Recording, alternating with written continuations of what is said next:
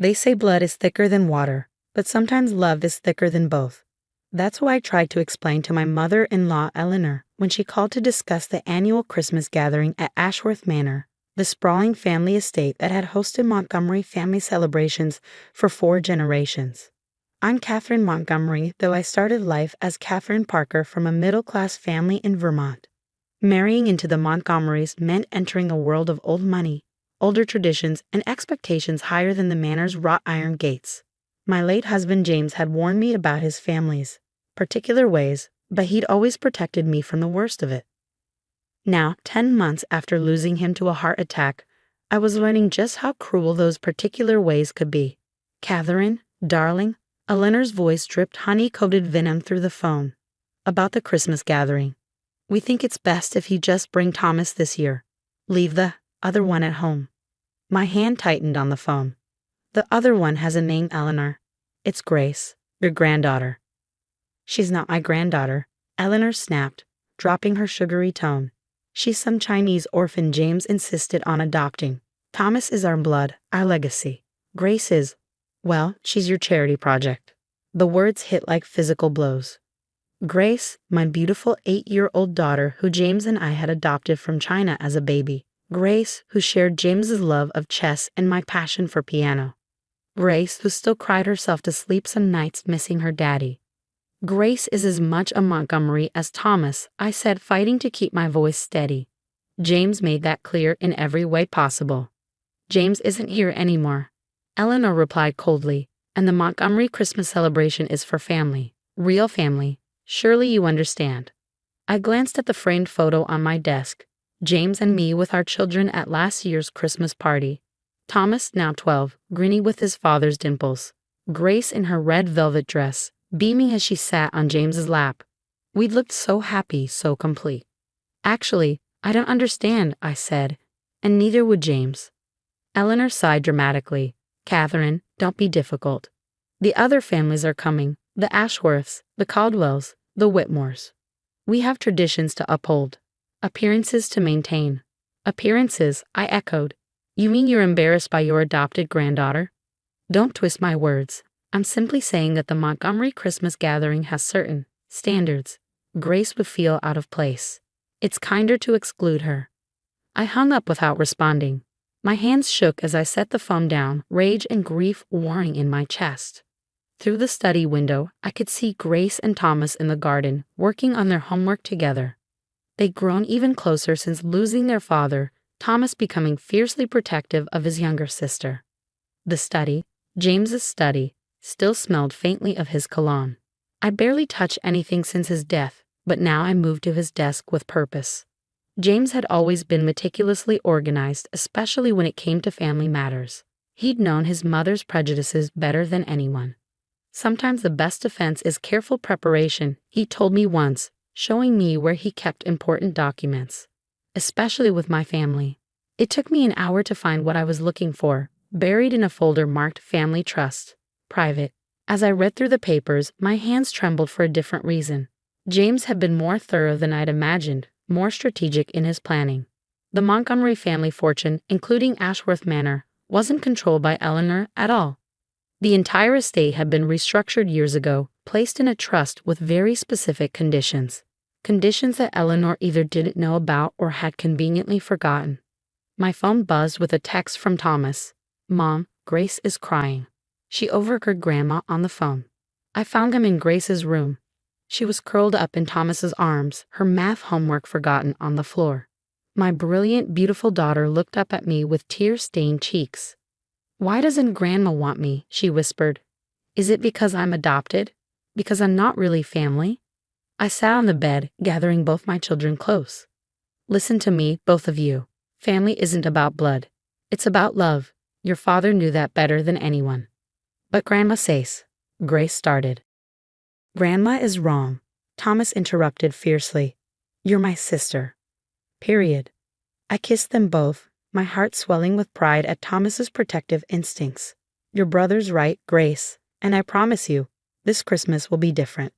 That night, after the children were asleep, I made 3 calls.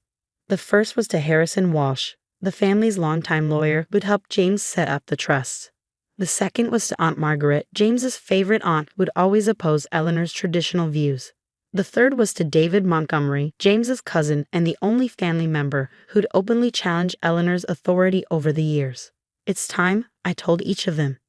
James left everything in place. We just need to execute the plan. Eleanor's next call came 2 days later. Catherine, you're being unreasonable. Thomas needs to maintain his connections with the right families. The Whitmore's son will be there. You know they're considering Thomas for their exclusive prep school. You wouldn't want to jeopardize his future over sentimentality. I thought of the trust documents in James's desk, of the carefully laid plans my husband had made to protect both his children. You're right about one thing, Eleanor. This is about the future, just not in the way you think. What's that supposed to mean? It means I'll see you at the Christmas gathering, with both my children. Catherine and Eleanor, you might want to review the family trust documents before then. Carefully. I hung up, wondering if she could hear the steel in my voice, steel forged by months of grief, anger, and protective love for my children. James had taught me that sometimes the best revenge isn't swift action, but careful preparation followed by perfect timing. The annual Montgomery Christmas gathering was 3 weeks away. Eleanor had no idea that her carefully controlled world was about to shatter like the crystal champagne flutes she was so proud of. Ashworth Manor was a sight to behold on Christmas Eve, its Victorian grandeur enhanced by twinkling lights and elaborate decorations. Snow dusted the manicured grounds like powdered sugar, and through the towering windows, I could see the infamous 20-foot Christmas tree dominating the grand hall. Remember, I told Grace as we walked up the steps, her small hand clutching mine, you have every right to be here. You're a Montgomery. Thomas walked on Grace's other side, practically radiating protective energy. At 12, he was already showing signs of becoming the kind of man his father had been. Strong, principled, and fiercely loyal to family. Eleanor met us at the door, her smile brittle as she saw Grace. Catherine, I thought I made myself clear. Crystal clear, I interrupted smoothly. Shall we go in? I believe Harrison Walsh is waiting for us in the library. The mention of the family lawyer made Eleanor's perfect posture stiffen further. Harrison? Why would he? All in good time, I said, ushering my children past her. The grand hall was already filling with guests, the cream of Boston society in designer clothing and family heirlooms. I noticed several people doing double takes at Grace's presence, whispering behind manicured hands. Aunt Margaret swooped in immediately, enveloping Grace in a warm hug. There's my favorite chess partner. Grace, darling, you must tell me how your tournament went last week. I smiled gratefully at Margaret as she led Grace toward the refreshments, skillfully integrating her into a group of children who looked far more interested in cookies than ancestry. Catherine. David Montgomery appeared at my elbow, handsome in his tailored suit. Everything's ready in the library. Harrison has the documents prepared. Eleanor was watching us suspiciously from across the room, obviously trying to figure out what was happening. She'd spent years cultivating her image as the family matriarch, the keeper of Montgomery traditions. She had no idea that James had spent just as many years preparing for this moment. The library had always been my favorite room in Ashworth Manor. Floor-to-ceiling bookshelves, leather chairs that smelled of history, and James's presence somehow strongest here among his beloved books. Harrison Walsh stood by the massive oak desk, arranging papers with practiced precision. Shall we begin? He asked as Eleanor swept in, followed by several key family members she'd obviously summoned for support. Begin what exactly? Eleanor demanded. Catherine, what is the meaning of this spectacle? Bringing that child here against my explicit wishes. That child, I cut in, is Grace Montgomery, James's daughter and legal heir to the Montgomery Family Trust. And before you start spouting more nonsense about blood and tradition, you might want to hear what Harrison has to say. Harrison cleared his throat. Mrs. Montgomery, Eleanor, I have here the full trust documents for Ashworth Manor and the Montgomery family estate. Documents that James had me revise 5 years ago, shortly after Grace's adoption was finalized. Eleanor waved her hand dismissively. Yes, we all know the trust parameters. The estate passes through the male line, maintaining the Montgomery legacy. Actually, Harrison interrupted gently, that's not correct. James made some rather significant changes. The trust now specifies that inheritance passes equally to all his legal children, biological or adopted. Furthermore, He paused, adjusting his glasses. The trust contains specific anti-discrimination clauses.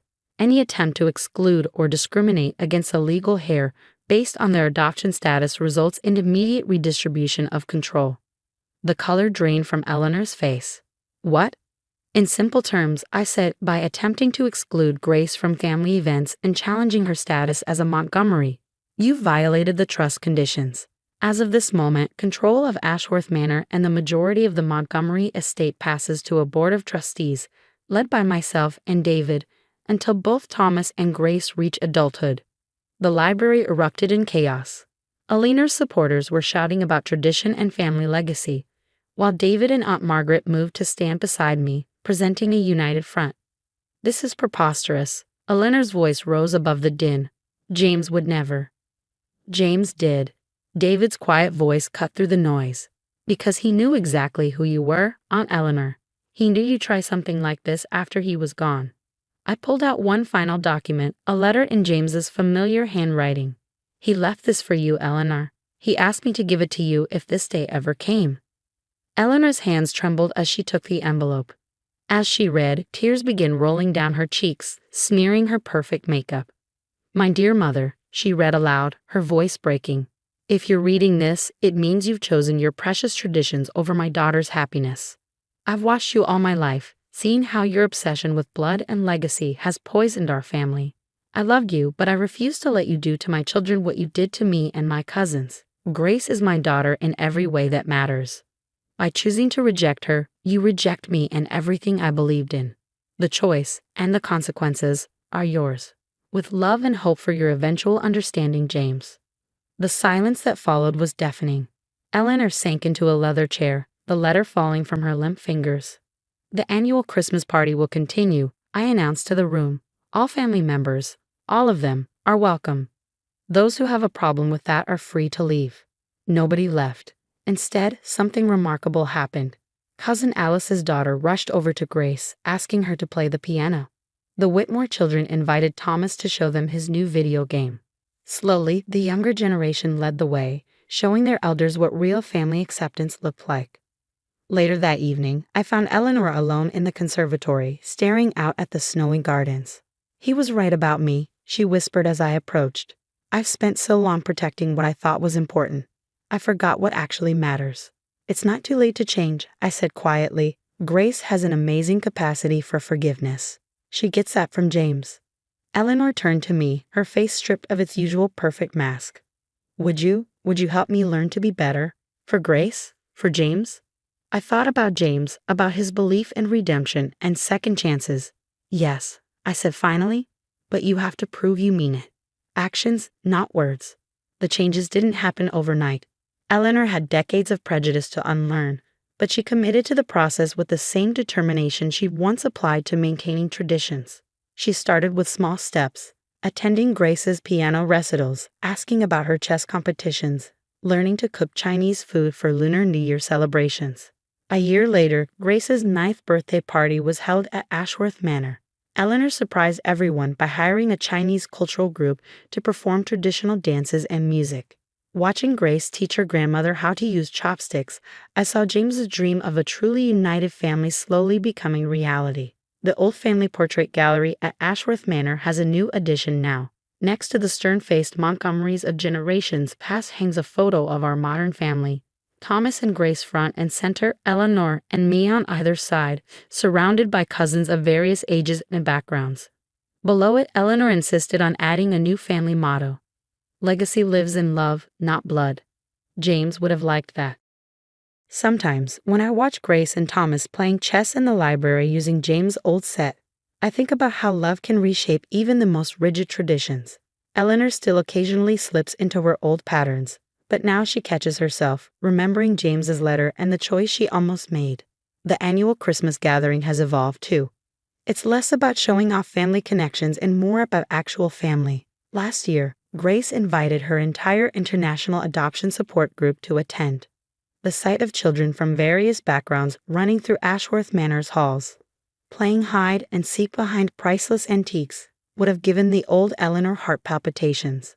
The new Eleanor just smiled and ordered more cookies. Thomas, now 13, has become Grace's fiercest advocate. When a new student at his prep school made a comment about adopted siblings not being real family, Thomas' response was pure James. Family is who you choose to love. Everything else is just details. As for me, I've learned that sometimes the greatest act of love is standing firm in defense of those who can't defend themselves. James knew that. It's why he put those conditions in the trust, why he planned so carefully for a future he wouldn't see. He knew that true legacy isn't about blood or names or traditions. It's about the love we choose to give and the family we choose to build.